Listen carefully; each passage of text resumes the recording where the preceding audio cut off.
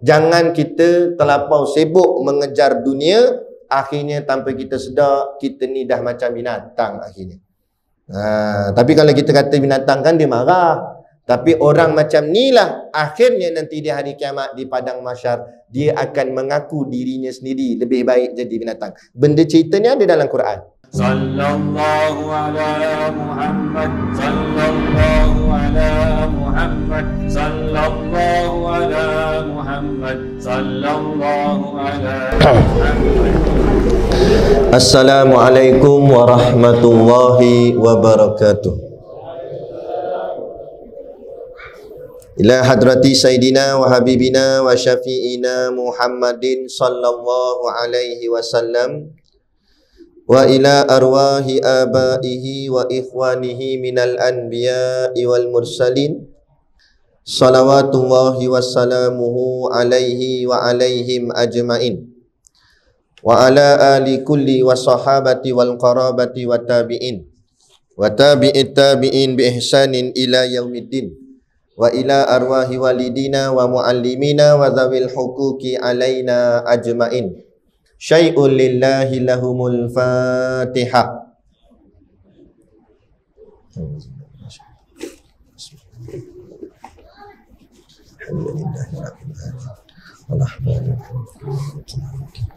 Iyyaka na'budu wa iyyaka nasta'in ihdinas siratal mustaqim siratal ladzina an'amta 'alaihim ghairil maghdubi 'alaihim waladdallin. Bismillahirrahmanirrahim. Alhamdulillahi rabbil alamin.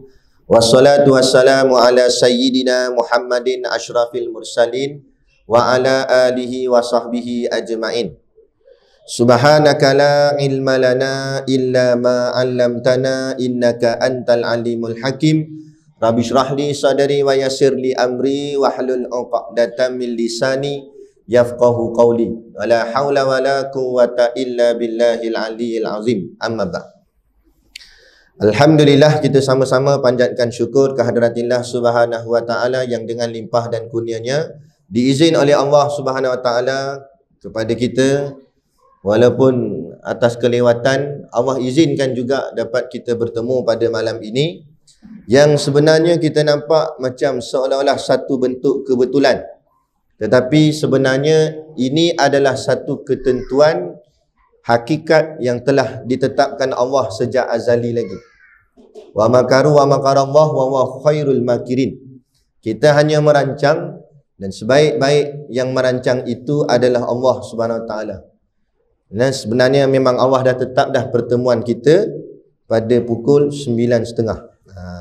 Tu jawapan bahagian ayat bahagian selamat. Takut orang marah.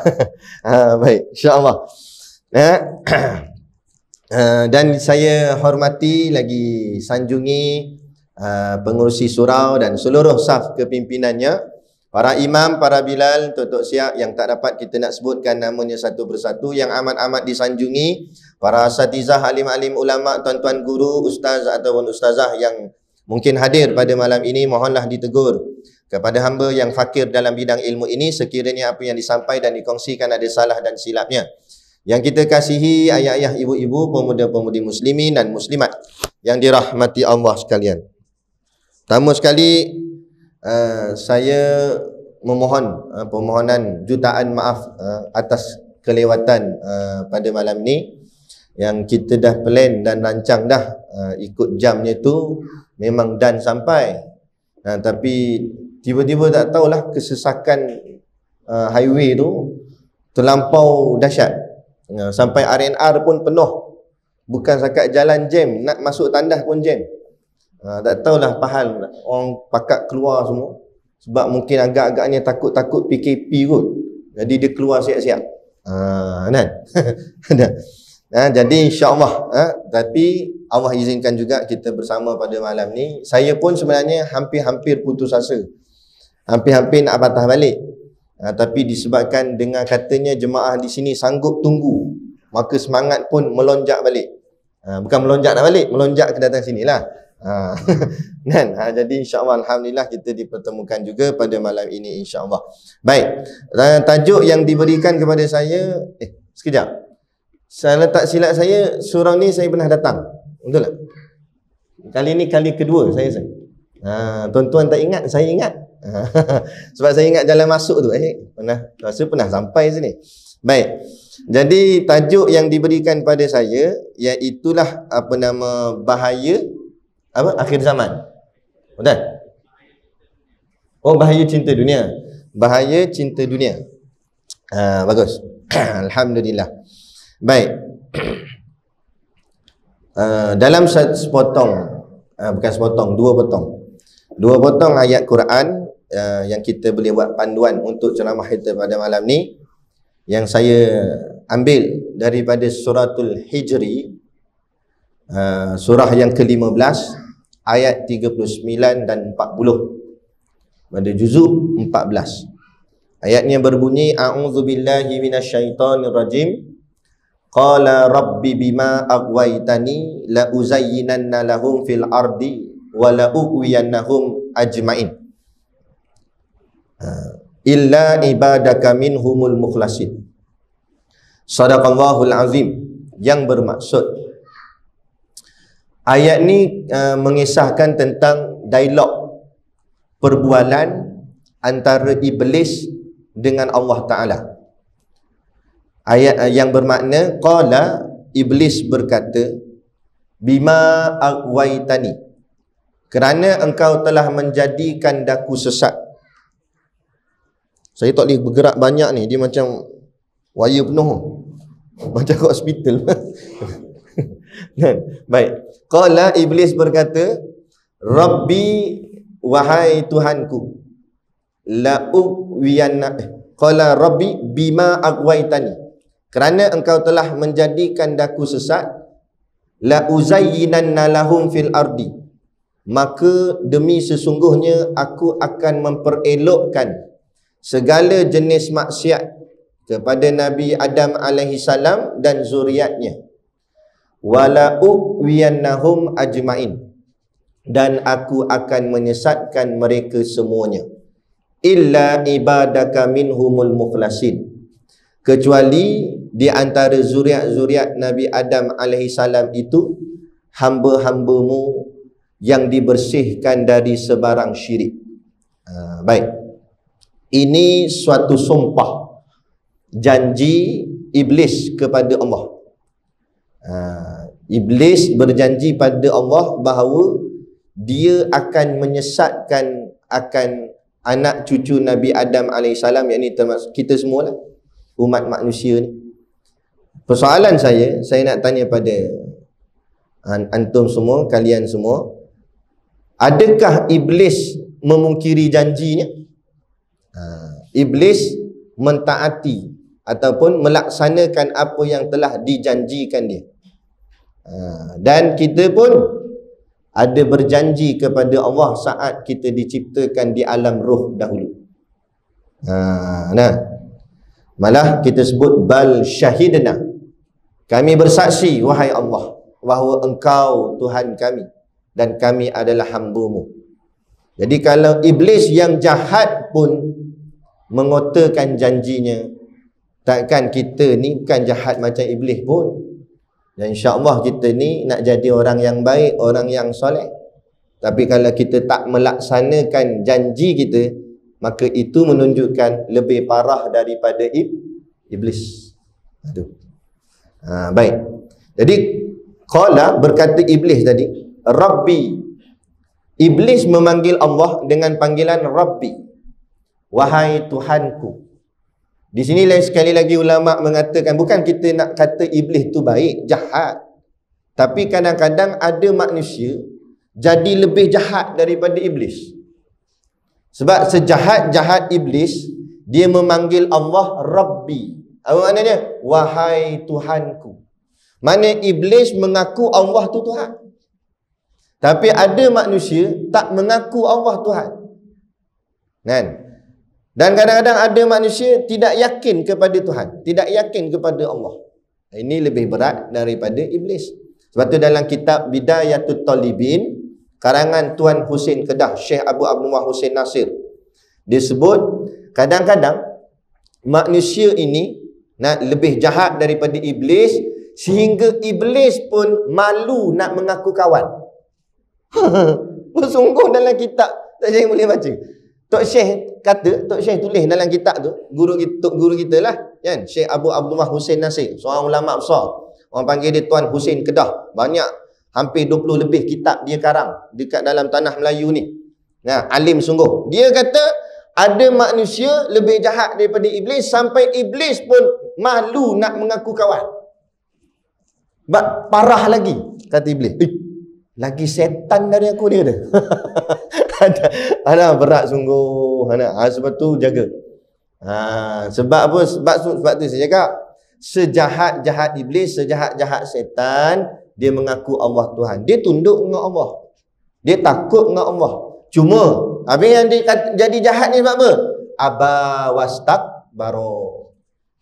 Bila diperintahkan kepada dia, kepada iblis ni untuk sujud kepada Nabi Adam AS, aba wastakbaro. Apa tu aba? Aba tu maknanya enggan.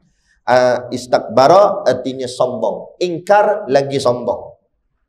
Sebab itulah asal usulnya iblis ini belum namanya iblis. Asal usulnya namanya Azazil. Azazil ni ketua segala malaikat. Dia bukan malaikat, tapi dia ketua malaikat. Dan dia dulu adalah makhluk muqarrabin.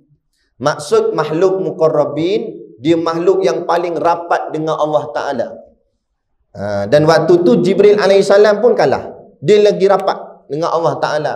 Siapa nama dia? Azazil. Tapi jangan buh nama anak Azazil pula. Takut jadi macam iblis pula kan? Dia rapat hubungan dia.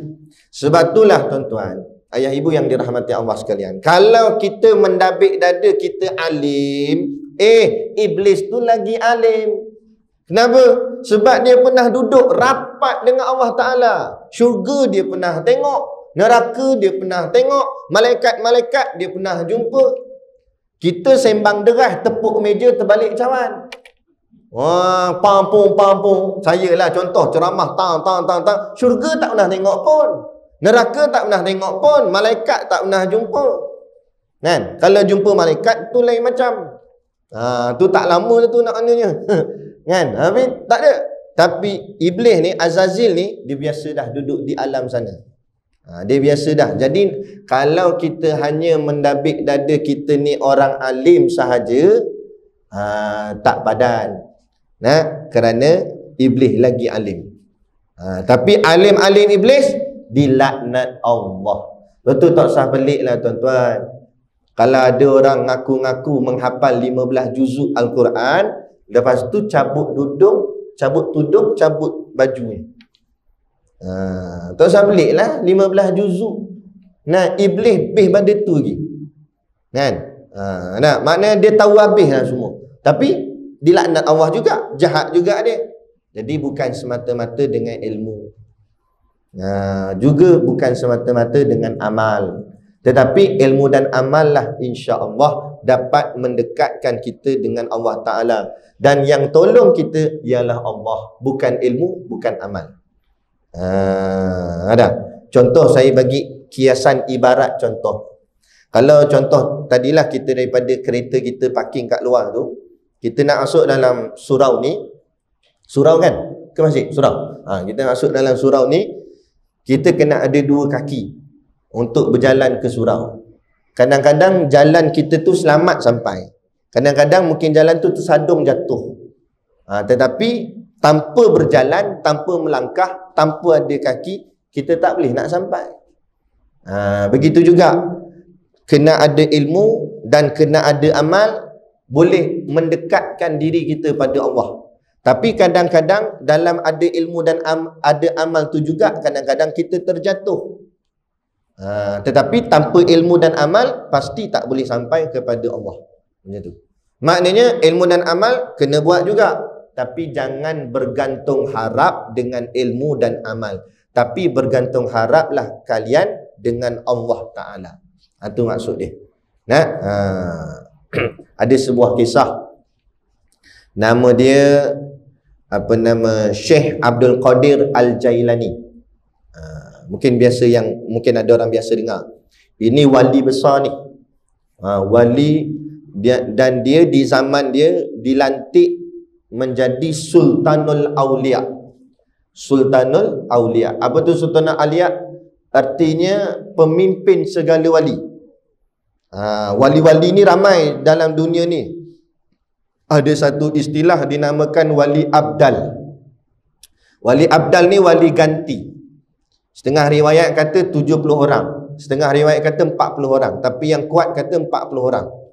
Bila-bila masa pun sampai kiamat jumlahnya tetap 40. Kalau mati seorang, Allah akan lantik seorang jadi wali. Tetap bilangannya 40, dipanggil wali abdal. Abdal tu masuk ganti, sebab tu dia sentiasa diganti. Sama ada kita mungkin pernah jumpa ke tak pernah jumpa, wallahu a'lam. Dia seluruh dunia. Mungkin di Malaysia pun ada, kadang-kadang kita tak tahu. Dan mereka ini biasanya tersembunyi. Orang tak kenal dia. Ataupun kalau kita tersempat pun mungkin kita tak tahu dia tu wali. Wali Allah ni. Lepas tu wali ni hati-hati. Nak jaga-jaga. Kadang-kadang perwatakan mereka itu mirip macam orang gila. Tapi bukan saya kata mereka gila, tapi macam. Sebab tu jangan cepat-cepat kita memperendahkan orang lain atau menghina. Sebab mungkin boleh jadi orang itu adalah walinya Allah. Kan? Sebab tu kita berhati-hati. Jadi wali abdal ni tadi, zaman tu ketua segala wali tu namanya, apa nama tadi ni? Syekh Abdul Qadir Al-Jailani. Satu hari Allah menguji dia. Wali pun kena uji, apatah lagi kita ke wali. Lagi banyak kena uji. Wali Allah, kan? Allah hantar Iblis menguji dia. Iblis ni datang, setan ni. Tapi Iblis ni dia menyerupai rupa perwatakan seperti seorang ulama, dengan jubah putih, serban putih, kayu sugi celah telinga, tasbih tak main pegang tangan lah, gantung leher tu, dengan tongkat kayu. Memang macam ulama besar, janggut labuh gitu, kan? Ni Iblis ni dia boleh menyerupai. Ingat, Iblis boleh menyerupai siapa-siapa pun. Jadi tak usah pelik lah kalau Iblis boleh pakai jubah, tak ada masalah. Dia boleh menyerupai rupa tok guru, rupa ulama, semua dia boleh ikut. Melainkan seorang je dia tak boleh tiru, iaitu junjungan besar Nabi kita Nabi Muhammad sallallahu alaihi wasallam. Yang tu tak boleh. Akhirnya Iblis ni tadi rupa macam rupa gaya tok guru, gaya alim ulama. Datanglah jumpa Syekh Abdul Qadir Al-Jailani. Maka berkatalah si Iblis yang menyamar ini, dia kata, "Hai Syekh Abdul Qadir Al-Jailani, makammu sudah sampai makam yang tinggi. Maka bila kamu sudah mencapai makam yang tinggi, maka kamu tidak lagi perlu solat. Sebab makam kamu makam tinggi, jadi tak payah solat." Kata Syekh Abdul Qadir Al-Jailani, dia gelak. Dia kata, "Hei natang Iblis." Natang tu saya tambah lah, kan? Dia kata, "Hang tak payah nak bohong aku. Aku tahu ini tipu daya hang, Iblis. Engkau menyamar. Manakan mungkin aku tak payah solat, sedangkan aku hanya sekadar seorang walinya Allah. Sedang Nabi Muhammad SAW, Nabi Allah, malah menjadi kekasih Allah, Habibullah. Dan baginda Nabi solat sampai ke akhir hayatnya. Takkan Nabi yang tinggi kedudukan kemuliaannya, kekasih Allah, solat sampai akhir hayat. Aku hanya baru tahap wali, dah tak payah semayang. Tak usah nak bohong aku lah." Setan weh. Bila kantoi dah, Iblis ni pun hilang habis pakaian ulama tadi tu. Terkeluar tanduk dia, gitu. Keluar ekor, keluar rupa asal dia, jadi rupa original dia. Gelak si Iblis ni. Dia kata, "Kau tahu ya aku, pandai betul kau ni. Aku dah menyamar pun kau tahu lagi. Hebat sungguh. Maknanya kau ni tinggi sungguh ilmunya." Apa jawab Syekh Abdul Qadir Al-Jailani? "Wahai natang Iblis, jangan kau nak kenakan aku, nak tipu aku buat kali kedua. Aku mengenali engkau bukan kerana ketinggiannya ilmuku, tapi aku dapat mengenali engkau dengan pertolongan Tuhanku. Tu. Maknanya Syekh Abdul Qadir Al-Jalani tidak bergantung dengan ilmunya. Agak-agak kalau kita macam nama tempat ni apa? Taman Setia. Setia lah. Oh, setia sungguh orang sini. Patut setia menunggu. Ada. Tiba-tiba kan Allah ujilah, manalah tahu kan iblis datang. Manalah tahu kita jadi wali Taman Setia. Hei wali Taman Setia. Iblis ni kata. Kan? Dia kata kamu tak payah semayang dah kat surau ni. Sebab kamu makam tinggi dah. Kan?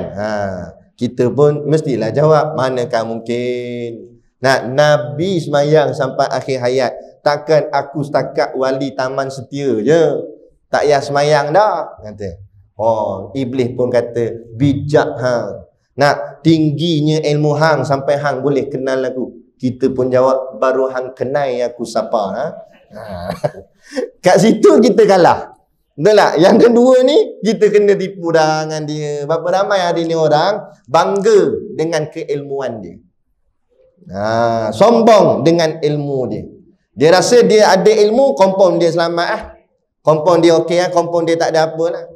Hatta sama ada ilmu duniawi atau ilmu ukhrawi, sama. Kalau yang ilmu duniawi, overconfident.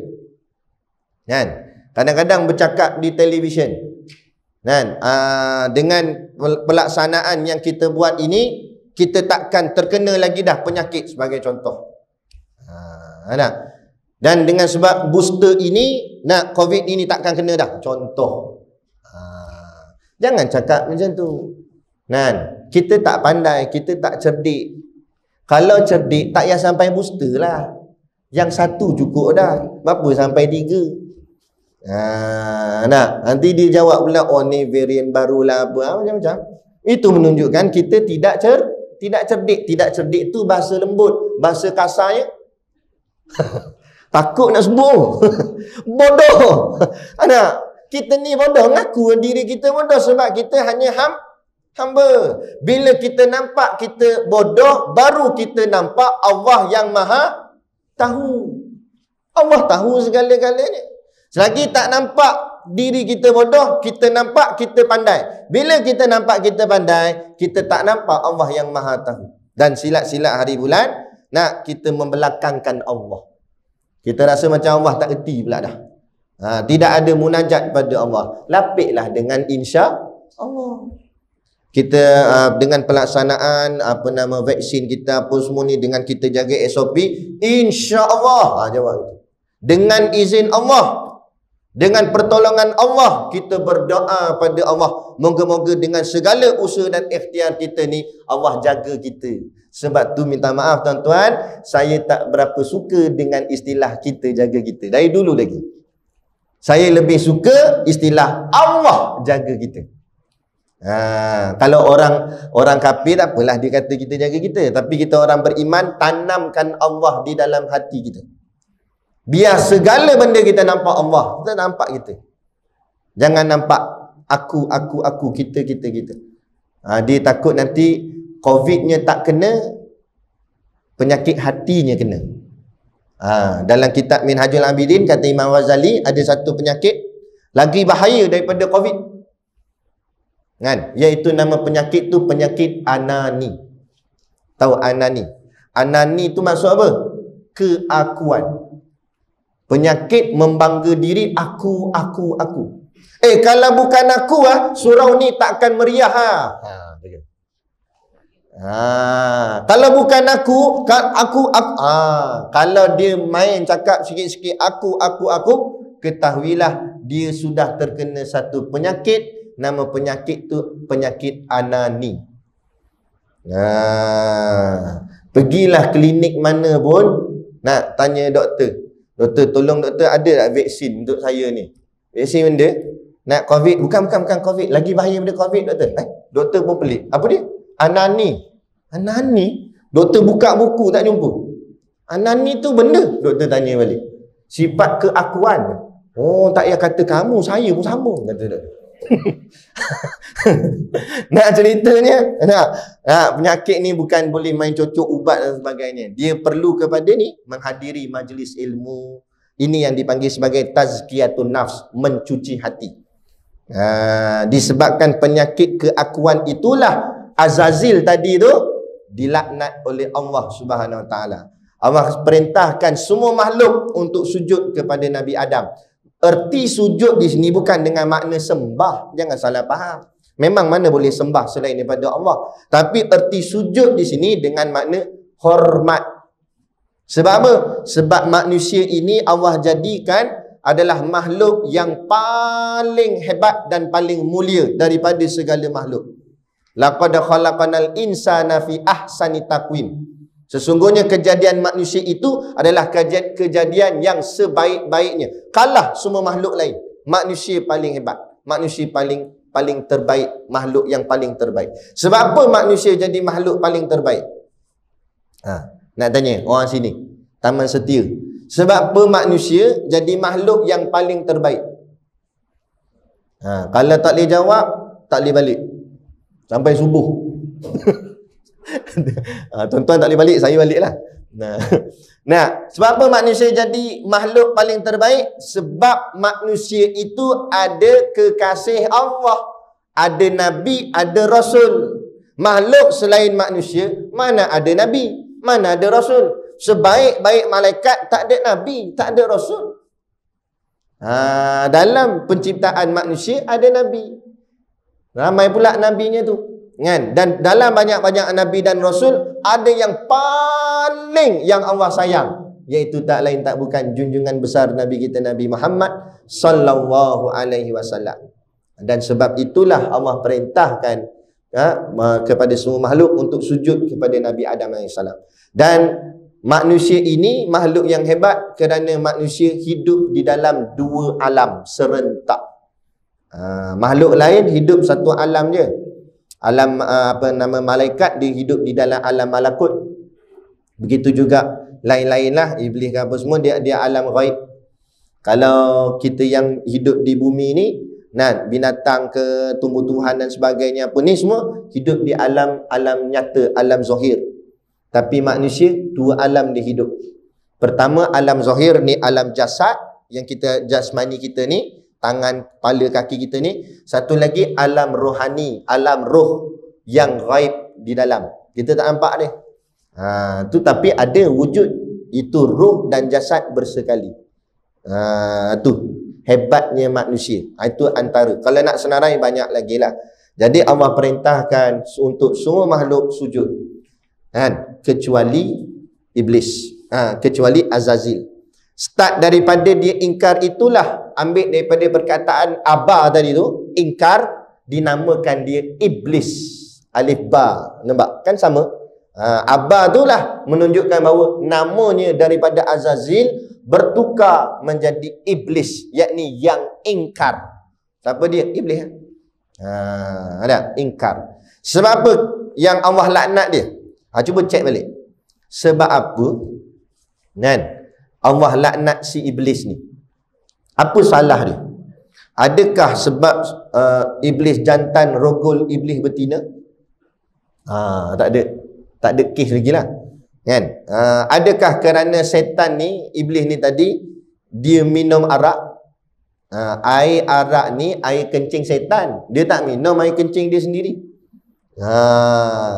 Lepas tu sebab apa? Dia main judi. Pernah dengar setan main judi? Tikar nombor ekor. Tak, yang tikar manusia. Habis apa salah si iblis ni sampai Allah laknat dia? Satu je. Apa dia? Tadi ya? Takabbur. Istakbara tadi. Sombong. Sebab sombong. Sebab tu kata ulama, sombong ini selendang Tuhan. Selendang Allah. Maksudnya, sombong itu milik Allah. Sifatnya Allah. Dalam Asmaul Husna, nama-nama Allah Al-Mutakabbir, yang maha sombong. Apa sebab Ustaz cakap Allah sombong? Sungguh, kita kena faham makna sombong. Sombong tak semesti makna negatif.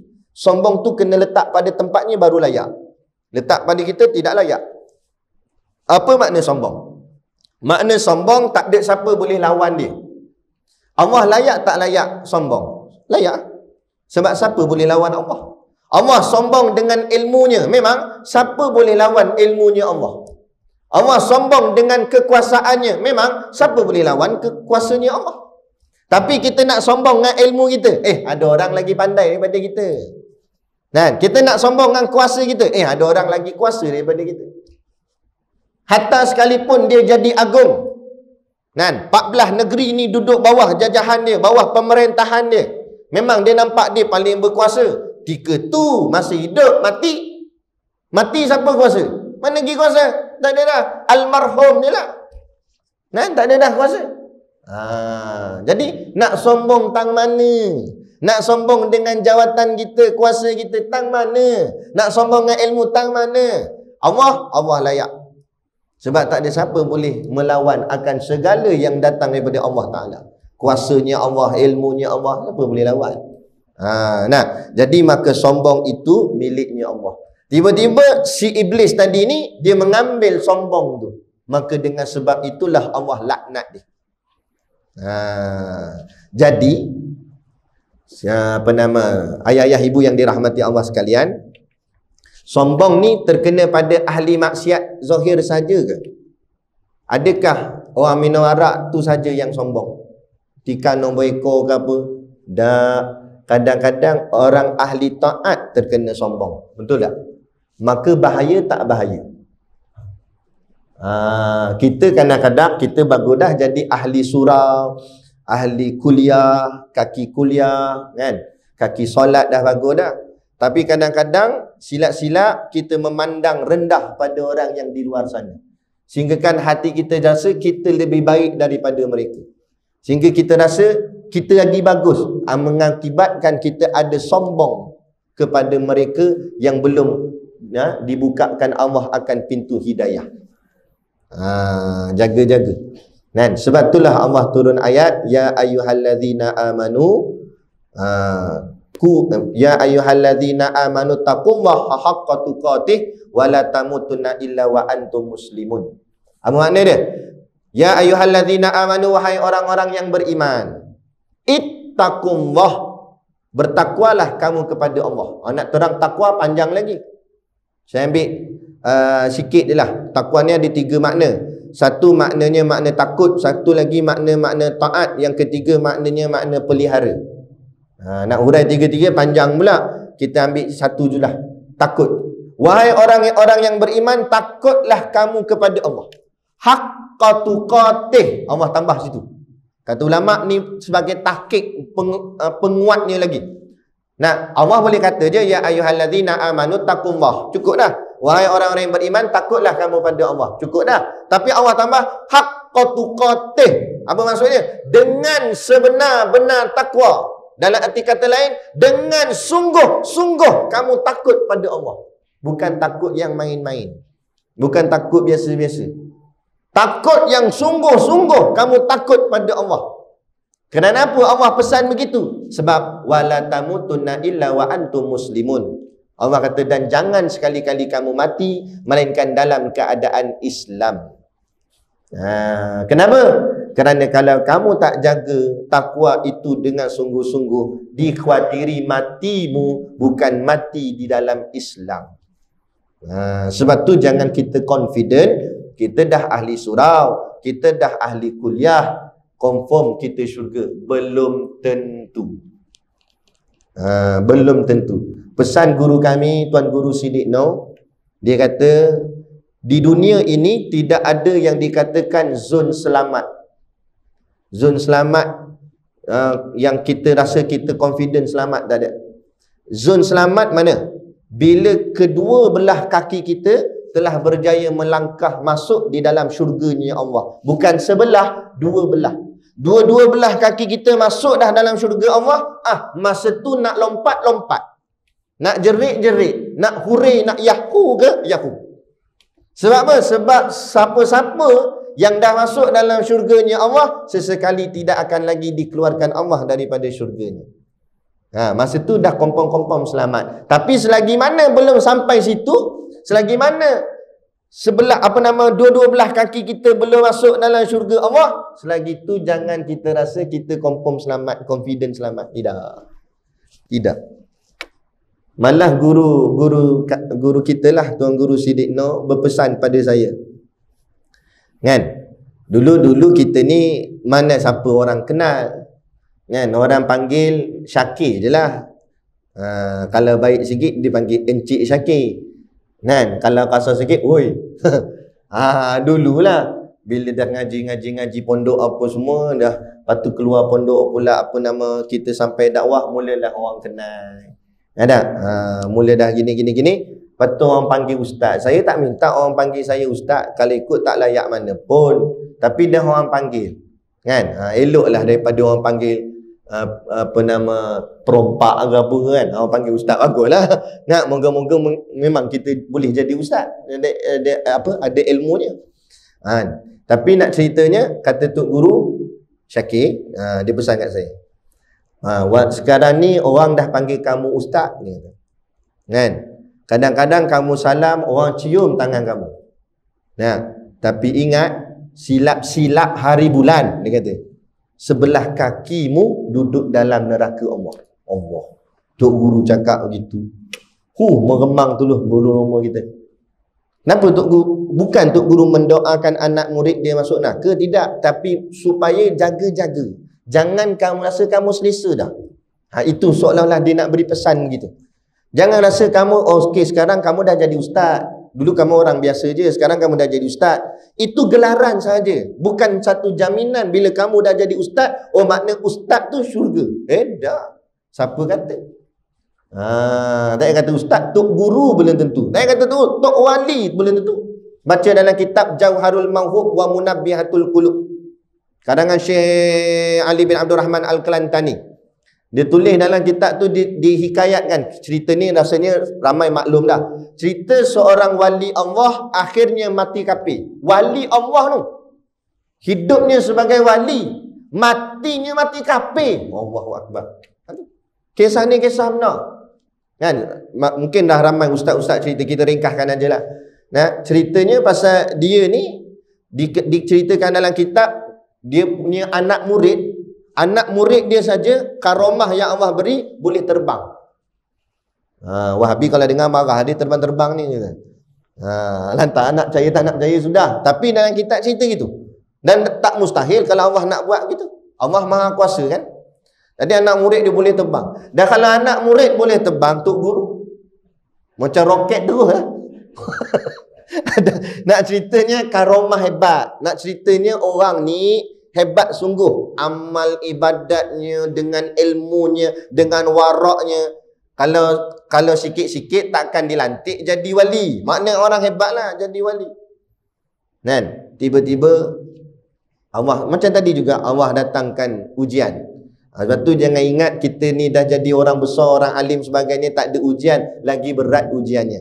Kata Tok Guru kami, kalau peringkat orang awam, kalau peringkat jemaah, jemaah surau, di jemaah dia tak pernah jadi imam, dia jadi ahli jemaah je. Maka iblis ni yang kacau dia pun iblis peringkat jemaah tak? Peringkat lance corporal, satu celik je. Tapi kalau dia dah jadi Tok Bilal, mula azan dah, iblis yang kacau dia pun tarah-tarah Bilal juga. Tarah corporal pula, dua celik. Kalau dia jadi imam, lagilah iblis yang kacau dia pun tarah-tarah imam juga. 3 sarjan terus. Kalau atas lagi kita tahulah kan, OCS. Ada buat atas lagi. IPD apa semua. ACP apalah lah kali. Jadi ketua tu. Tarah-tarah Tok Guru gitu, tarah general. Yang kacau dia pun. Lepas tu jangan overconfident lah kan. Jadi maknanya Syekh ni tadi, Tok Wali ni tadi, Allah hantar. Iblis yang kacau ni pun bukan calang-calang lah. Tarah-tarah wali kat si iblis ni. Tapi wali iblis lah, wali setan. Dia kacau. Dia datang menyerupai seperti rupanya rupa alim ulama' kat macam tadi.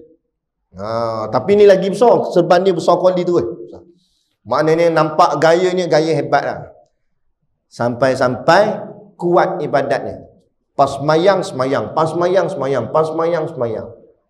Jadi Tok Syekh ni, Tok Wali ni tengok pelik lah. Kuat betul dia semayang dia. Hebat betul semayangnya.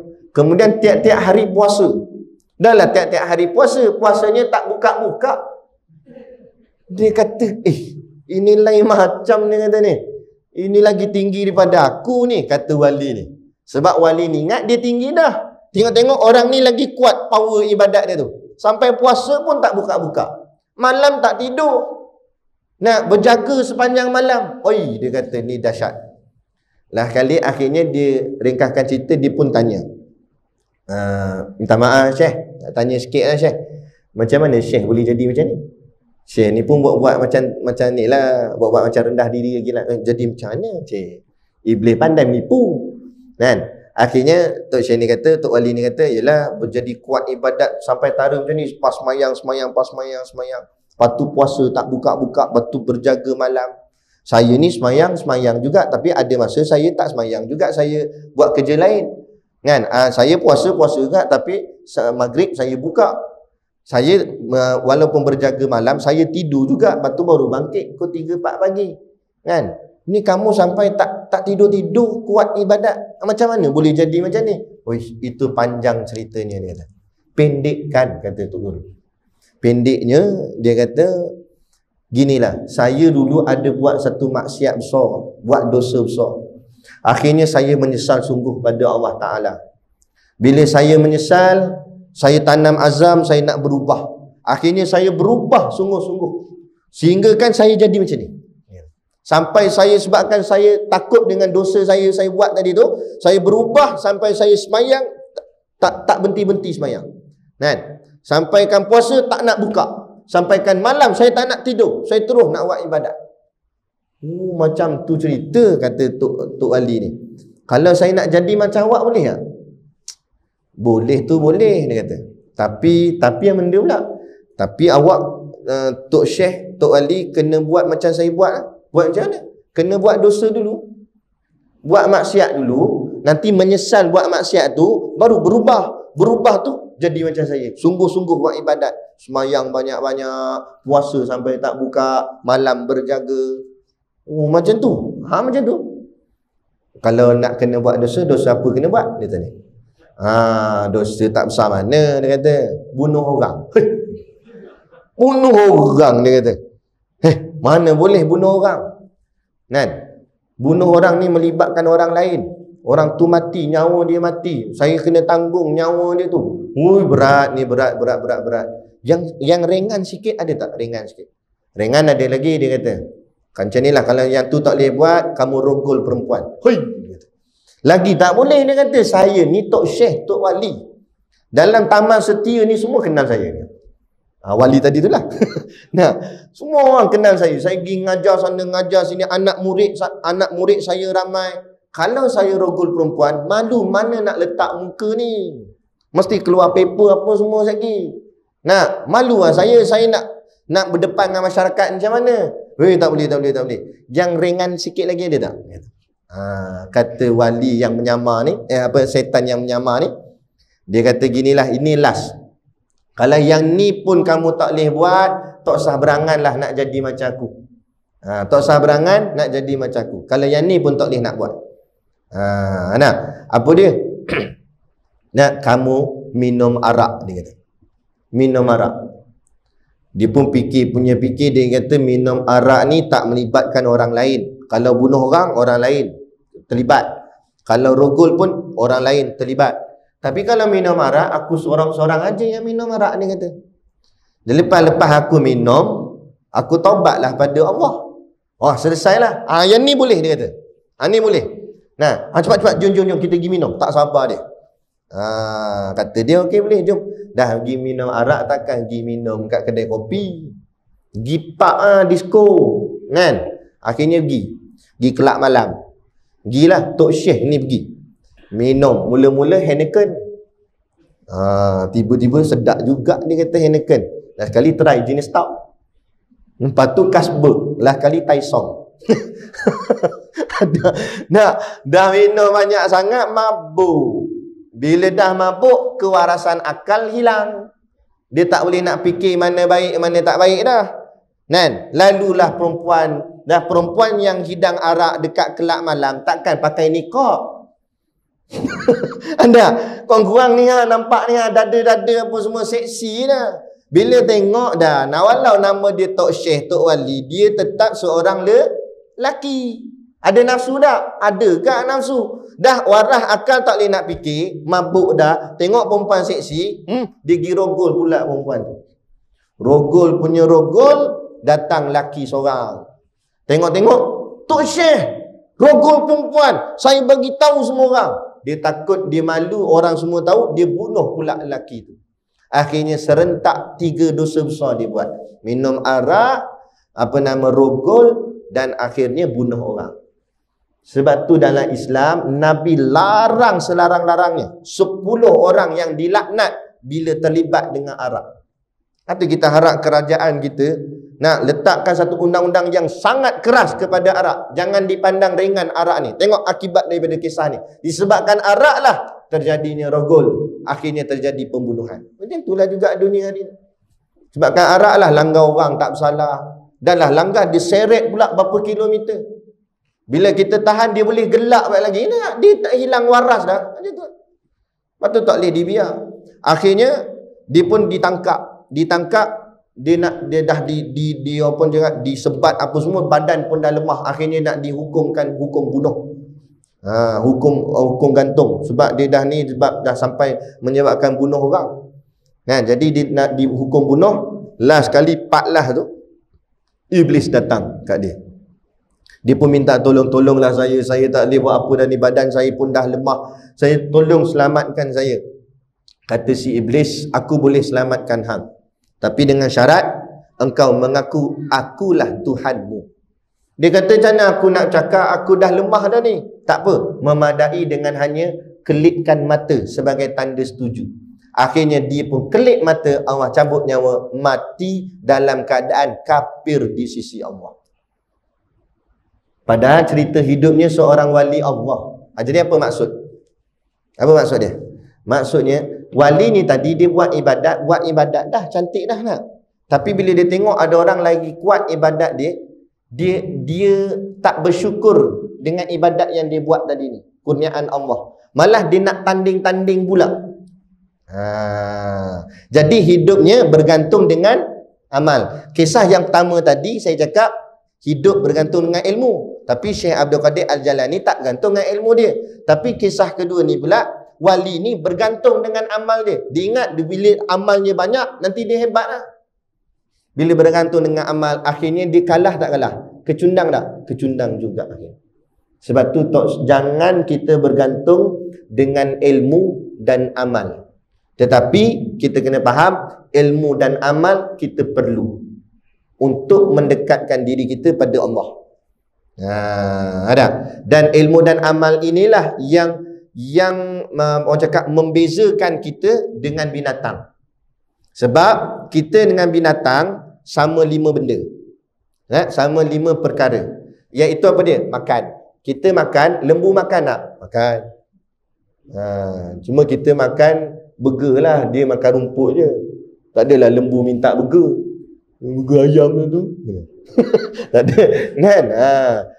Kita minum, binatang minum tak? Minum, lembu minum tak? Kita bekerja, binatang ada yang kerja. Kerbau bajak sawah, keldai bawa barang kan? Kuda jadi kenderaan. Jadi dia bekerja, kita bekerja juga. Yang keempat, berkahwin. Kita kahwin, dia kahwin tak? Tapi kahwin tak ada tok kadi dia. Dia ngawan gitu aja jantan betina. Kan? Yang kelima yang terakhir, kita tidur, dia pun tidur tak? Sama tak 5 ni? Sama. Kalau hidup kita tuan-tuan hanya buat 5 benda ni, kita sama dengan siapa? Binatang. Sebut takut nak sebut. Sama dengan binatang. Gi pagi balik petang. Balik petang boleh tahan lagi. Gi kerja balik petang. Ini sampai petang tak balik-balik. Overtime. Sampai ke malam. Kuliah tak nampak batang hidung. Solat jemaah tak nampak batang hidung. Yang peliknya, lembu petang-petang pun balik kandang. Dia tak balik-balik. Lembu tengok dia pun pelik. Siapa lembu? Kata lembu. Aku pun balik, dia kata. Ni tak balik-balik. Kan?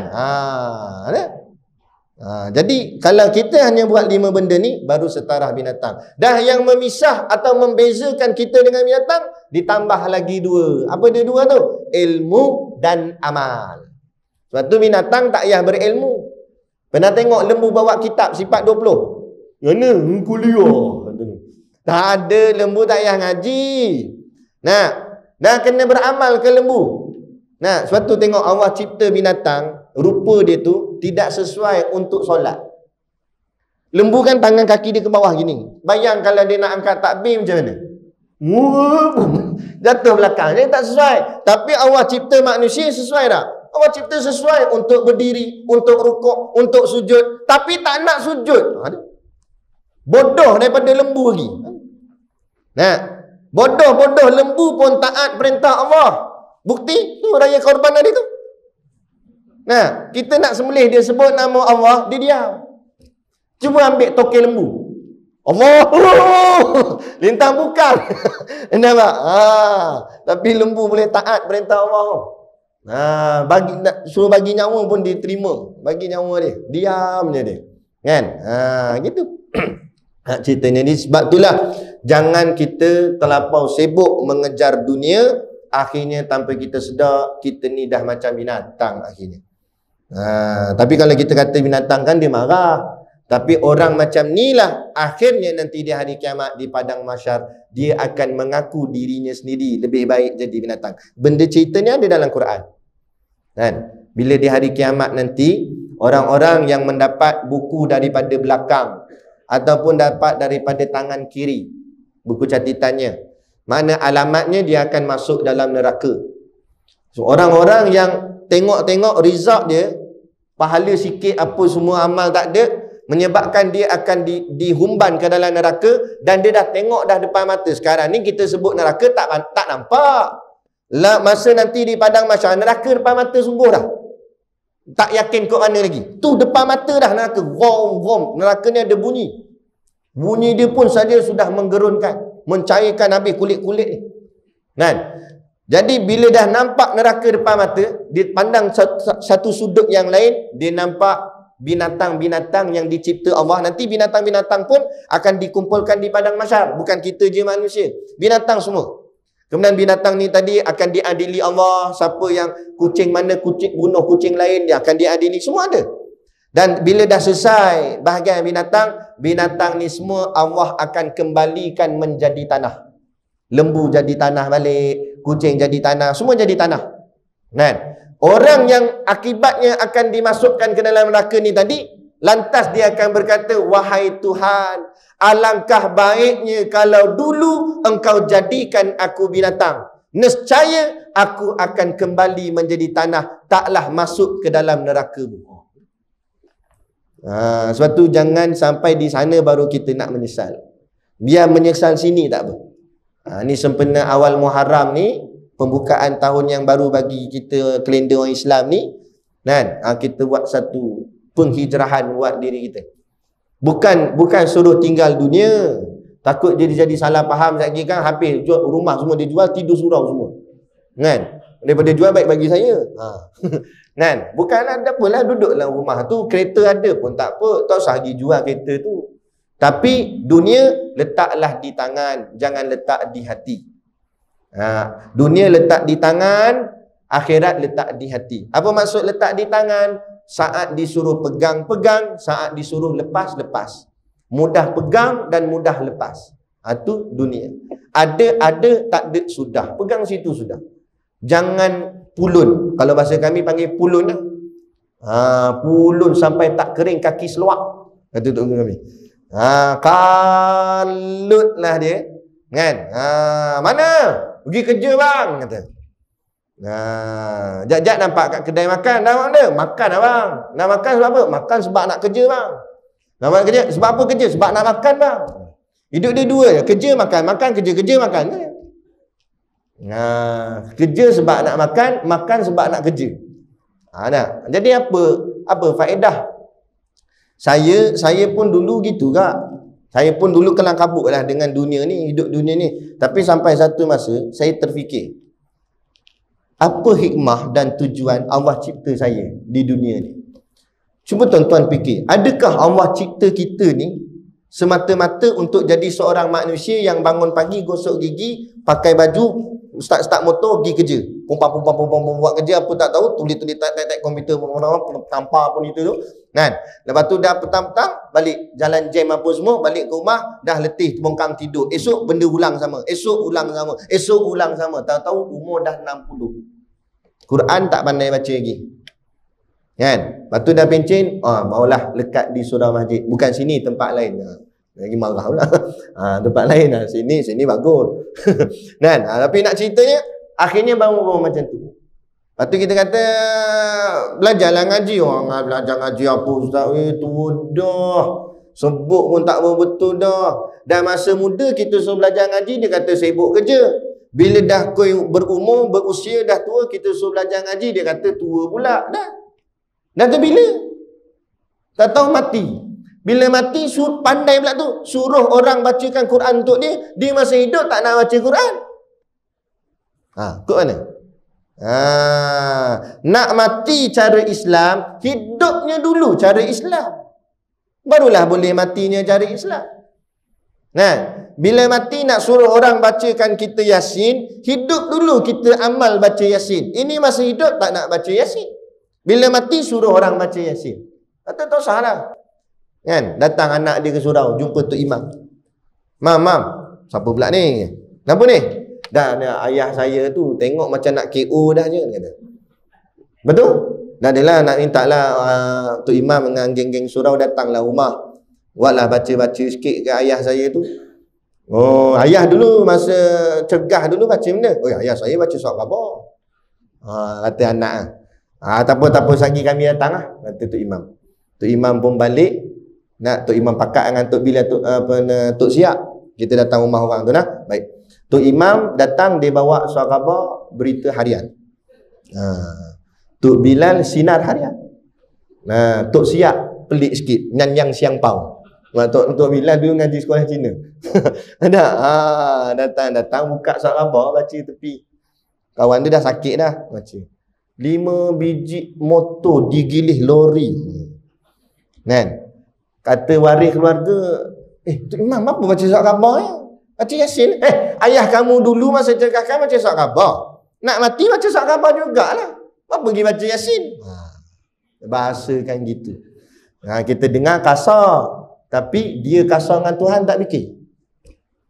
Kita kata kau hajar, dia kau hajar dengan Tuhan? Jom, mana lebih berat? Kan? Kita kau hajar dengan dia sama-sama manusia, ni kau hajar dengan Tuhan terus. Ada. Tapi jangan nak buat sungguh. Ya pula. Siang pula anak. Tapi biar ada teguran. Sebab tu saya nasihatkan ahli jawatan kuasa surau masjid dan sebagainya. Kan? Kalau orang panggil kita gitu-gitu gini, jangan terus buat aja, biar ada tazkirah ringkas. Tak payah panggil ustaz tak apa, kita buat sendiri. Kita tegur ahli keluarga tu. Kita betul dah awak panggil orang surau apa semua, tapi awak pun datanglah surau. Baru kena pada tempat. Ini bila mati baru nak panggil orang surau. Dan masa hidup dulu langsung tak duduk surau. Biar tak apalah.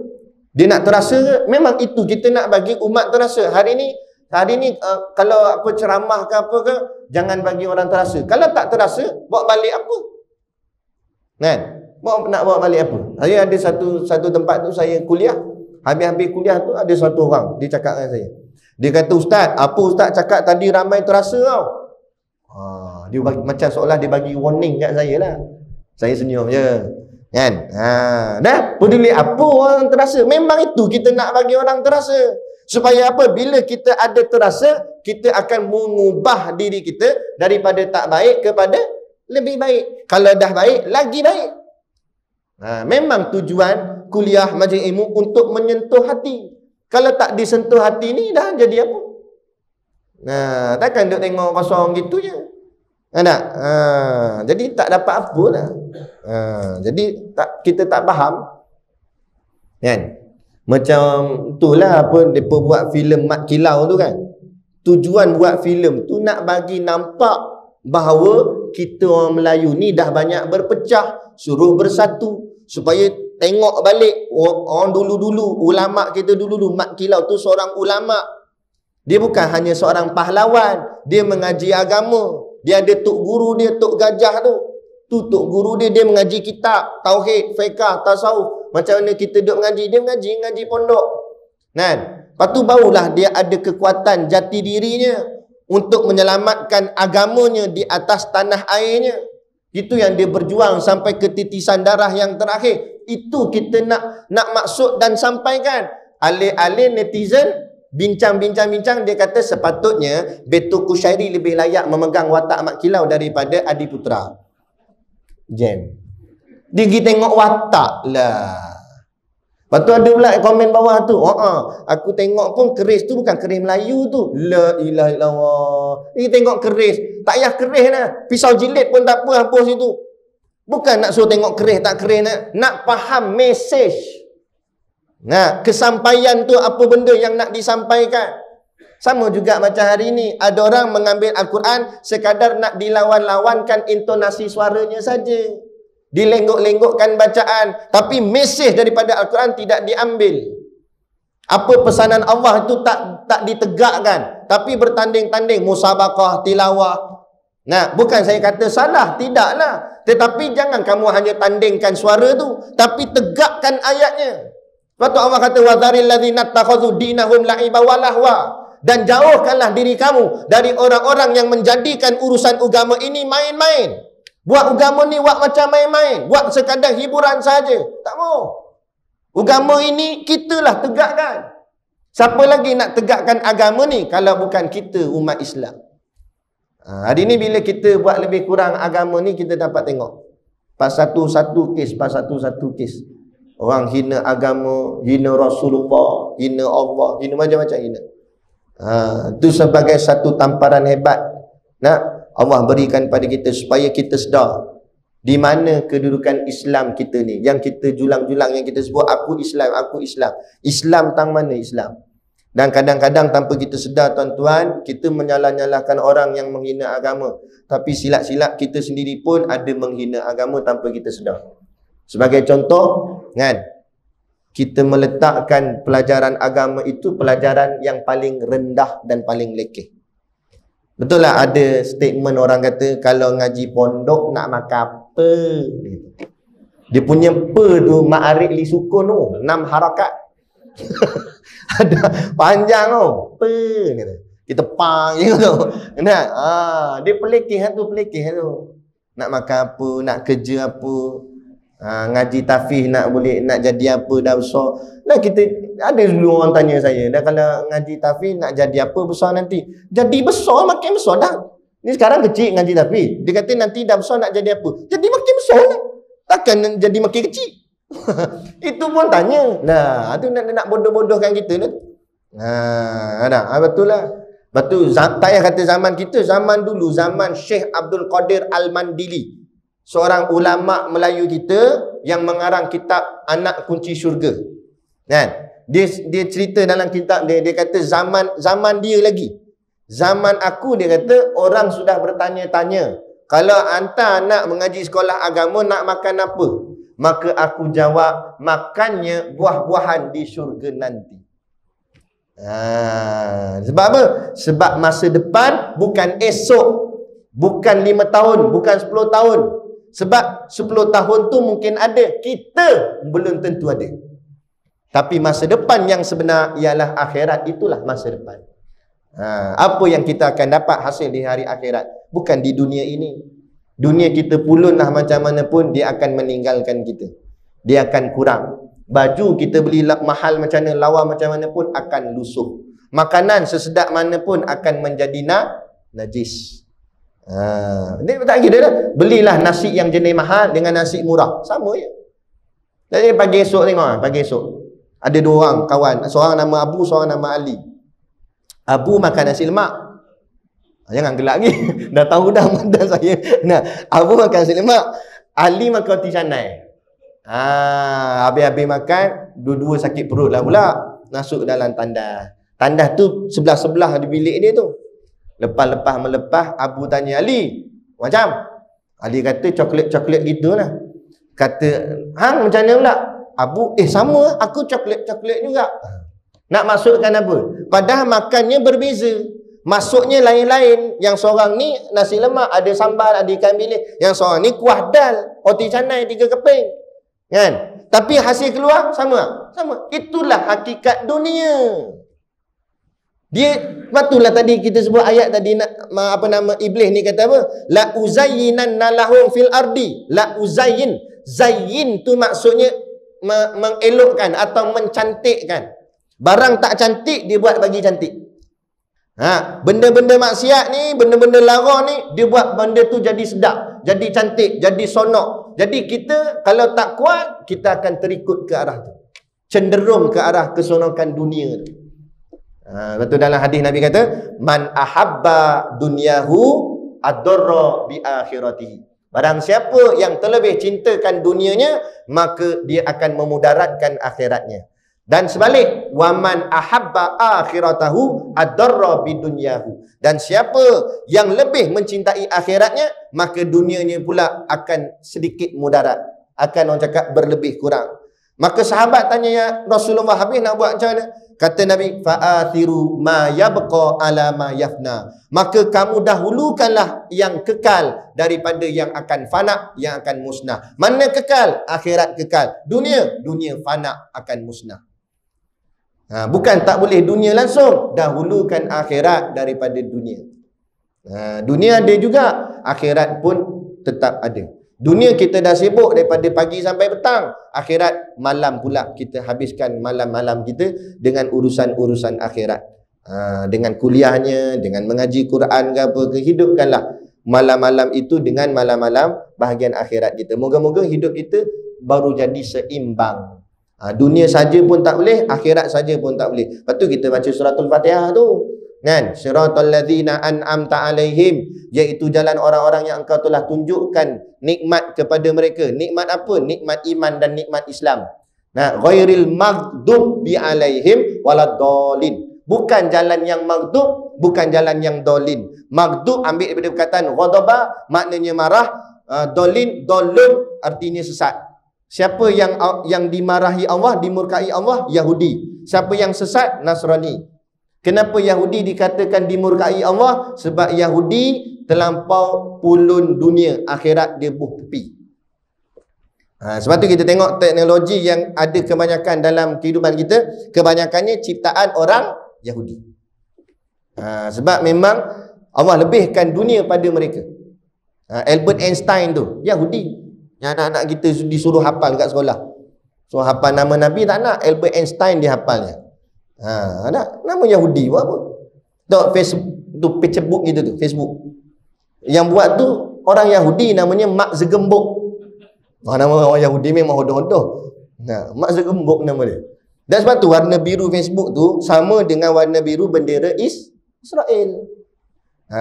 Dah salah ke Ustaz Facebook? Tak salah, kita gunakan dia untuk lawan dia balik. Dan Islam memang macam tu. Walaupun senjata itu dicipta oleh orang Yahudi, kita ambil senjata tu untuk bunuh dia semula. Kita gunakan Facebook yang dia cipta untuk lawan dia balik. Apa dia lawan dia? Dengan kita buat majlis ilmu, kuliah, apa semua. Tapi pesan saya, hati-hati. Sebab mereka buat ada tujuan. Jangan letak segala biodata yang benar, yang betul dalam Facebook tu. Sebab itulah cara mereka nak banci kita. Jadi dia tahu dalam Malaysia ada berapa ramai orang Islam, duduk tang mana, semua ada. Sebab kita tulis semua dalam tu. Alamat, nombor telefon. Siap ni bagi tahu ni isteri siapa, anak siapa, cousin siapa, semua ada kan dalam tu. Dia akan senarai keluarga. Jadi dia tahu pertalian kita. Petik saja satu nama keluar. Lepas tu gambar pula, dia letak gambar macam-macam. Dia tahu. Zaman sekarang dia boleh edit. Kita tak ada tempat tu, dia boleh letak ada. Macam dalam surau ni, ambil gambar daripada atas ni kan. Orang boleh edit bagi nampak ramai, penuh. Dia ambil ni, letak sini, tok. Muka sama 3-4 orang tu dalam tu juga, tapi dia nampak crowd. Dia boleh buat. Zaman ni zaman canggih. Betul, hati-hati, jaga-jaga. Jadi kita guna senjata musuh untuk lawan musuh, tapi dalam keadaan berhati-hati, jangan sampai termasuk jerat dia. Itu orang Yahudi. Tapi akhirat dia tak mau. Akhirat dia tak buat kerja. Sebab tu orang Yahudi tidak menyampaikan dakwah keyahudian dia tu. Di mana dia sebarkan agama dia? Dia duduk dalam kelompok dia je. Sebab tu agama Yahudi jarang kita dengar. Dalam Malaysia pun tak ada rasanya. Tak tahulah kalau ada seorang dua je. Tapi tak, Yahudi tak sebar. Yahudi duduk Israel dia tu je.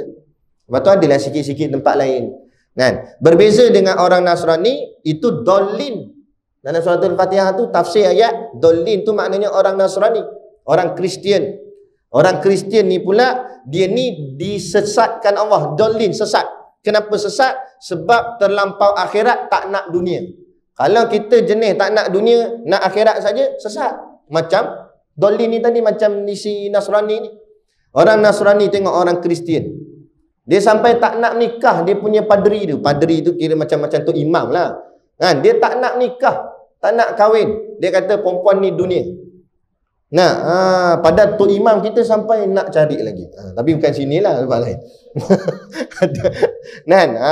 Sungguh. Ada kisah lah, nilah lah. Dalam kapal terbang, orang Islam dia duduk sebelah dengan rahib Kristian, duduk dalam kapal terbang tu. Jadi biasalah kapal terbang orang putih punya kapal terbang ada hidang arak. Jadi pramugari itu pun hidang arak. Biasa. Orang Kristian tu pun nak lah. Dia sebab dia dia berkawan dengan tu imam tu, sebelah tu orang Islam tu. Dia pun kata 2 gelas dia kata. Dia nak bagi kat kawan ni, kata nah, minum. Dia kata, no, haram. Dia kata. Kata imam dia kata haram. Saya tak boleh minum arak, haram. Kata si Kristian ni tadi, padri Kristian ni, dia kata, rugilah you, dia kata. Air ni sangat sedap. Dia kata. You rugilah, you tak mau minum. Ni air ni sedap. Dia kata, tak apalah, sedap macam mana pun, saya tak boleh, haram. Dia kata. Tak apalah, you tak nak minum, saya minum. Dia minum dua-dua Kristian tu. Lepas tu, dah habis tu turun landing kapal terbang. Sampai kat airport, kat balai ketibaan. Sampai kat balai ketibaan kan orang duk sambut kita bila turun airport. Jadi tu imam ni disambut oleh 4 orang gadis-gadis yang cantik-cantik. Lawa, dia cantik. Dia pun sambut abang gitu. Jadi padri ni tak ada siapa sambut dia. Sekali padri ni pun kata, ramai yang anak-anak kamu. Dia kata tu imam ni bukan anak-anak saya, ini isteri-isteri saya, dia kata. Betul dia tanya, you mana isteri tak sambut? Wife haram, dia kata. Padri ni kata tak boleh kahwin, haram. Padri tak boleh kahwin. Lepas tu kata tu imam, rugilah you sebab ini sedap ni, dia kata. nak cerita kan tu kata. Orang Kristian dia konon-konon nak akhirat sangat lah kononnya, nak buat ibadat sampai kahwin pun tak nak. Padahal agama Allah suruh kahwin. Sebab tu Allah cipta lelaki perempuan. Akhirnya dia tolak. Lepas tu konon nak duduk je kat gereja tu. Agama konon agama saja. Akhirnya dia terlampau kejar akhirat, dunia dia tolak, dia itu dikira sesat. Jadi kita begitu juga. Kalau kita terlebih dunia dan kita membelakangkan akhirat, kita buat tak peduli akhirat, bermakna kita seperti Yahudi. Tapi kalau kita pulun sangat pula akhirat, dunia pula kita buat tak reti je, kita buang dunia tu, duduk je surau. Orang kata tak pergi kerja. Semua. Zikir je. Dan bila nak masuk duit, bila nak pergi cari rezeki, nak sara anak keluarga apa semua, dia buat tak peduli je. Itu takut jadi sesat. Tapi macam mana? Dunia dan akhirat perlu sama-sama. Cumanya jadikan dunia itu sebagai tangga untuk mencapai akhirat. Kata guru kami macam ni, kita nak ambil Quran, biasa orang letak Quran ni atas rak, tempatnya tinggi. Kita orangnya pendek-pendek lah, orang Melayu ni kan kadang-kadang begitu. Jadi nak ambil Quran tak sampai, terjengkit-jengkit kakinya tak sampai. Akhirnya bila nak ambil tak dapat, dia pun pandang kanan pandang kiri, nampak ada kerusi. Dia pun ambil kerusi, boh kat tepi rak tu, panjat atas kerusi, ambil Quran. Dapat ambil Quran. Macam itulah kata guru kami, dunia dan akhirat. Kerusi itu dunia, Quran itu akhirat. Kamu nak capai akhirat, kamu tak sampai. Maka kamu gunakan duniamu untuk capai akhiratmu. Maka bekerjalah kalian, tapi gunakan duit-duit kalian untuk bantu kerja-kerja agama. Bantu surau, bantu orang yang berjuang dan sebagainya, derma, madrasah dan sebagainya. Tak salah. Kan? Kita ada duit sikit, kita lalu nak pergi kerja, nampak ada sahabat-sahabat kita yang kerjanya kutip sampah. Kan? Apa susah, berhenti sekejap, turun tingkap, ambil keluar RM20 bagi dia. Bang, ambil ni bang, buat minum sekejap lagi tengah hari buat makan dengan kawan-kawan. Apa salah kan? Bukan luar sangat, gaji kita RM2,000 bagi RM20, takkan tinggal 5 sen. Kan tak? Silap Allah tambah lagi rezeki sebab kita bantu-bantu orang lain. Jadi barulah kita tak lekat dunia tu di hati. Dunia hanya di tangan, tapi akhirat kita di hati, insya-Allah. Nah, jadi cukup sekadar itulah. Tuan-tuan jap-jap tengok jam, kan tinggal saya seorang je kat sini kan. Jadi cukuplah tu.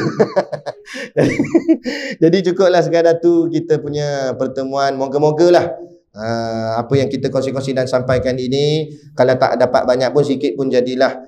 Jadi kita jadikan satu motivasi dan semangat dalam tahun yang baru ini untuk kita buat lebih baik buat diri kita sendiri. Bukan untuk orang lain pun, untuk diri kita masing-masing, insya-Allah. Dan moga-moga kita semakin baik dan semakin baik. Hari ini lebih baik daripada semalam, hari esok akan jadi lebih baik daripada hari ini. Dan akhirnya kalau itulah yang kita amalkan, insya-Allah kita akan mati dalam keadaan yang terbaik di sisi Allah. Dan bila mati dalam keadaan terbaik, akhirnya ditempatkan Allah di tempat yang terbaik, syurganya, insya-Allah. Amin. Jadi cukup sekadar tu. Dan di luar sana ada sedikit produk perniagaan. Kalau nak jadi lagi terbaik, belilah kat produk tu. Jadi belilah sambil niat menderma untuk bantu perjuangan sekolah Tok Guru Siddiq Noh. Dan untuk makluman semua saja saya kongsikan, Tok Guru dalam pembinaan membuka lagi sebuah cawangan pondoknya di Pulau Pangkor. Untuk makluman, Tok Guru Siddiq Noh ni orang Pangkor, orang asal Pangkor. Jadi di akhir-akhir usia ni, dia nak memberi jasa semula kepada anak-anak kampung dia.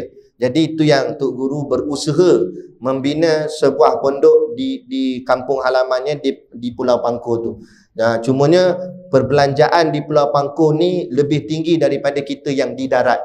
Sebab saya bagi contoh, macam satu lori pasir kalau kita di darat mungkin 300. Tapi kalau di Pangkor double, dia jadi 600. Sebab nak proses, nak bawa naik ferry boat apa sebagainya, jadi kos tinggi. Jadi Tok Guru, saya pun tadi baru dapat mesej daripada isteri Tok Guru. Isteri Tok Guru kongsikan pada saya. Dia kata isteri Tok Guru bahasakan diri dia Umi kat kami ni. Kami pun anggap Tok Guru macam Abi, macam ayah kami. Jadi kata Umi risaulah tengok Abi kamu ni. Sebab dia kulu ke hilir, dia pulun kuliah ni sebab dia nak cari dana untuk tampung sekolah ni yang di Pangkor tu. Takut nanti kesihatan dia terjejas. Jadi pakat-pakatlah tuan-tuan, kita pakat-pakat bantulah.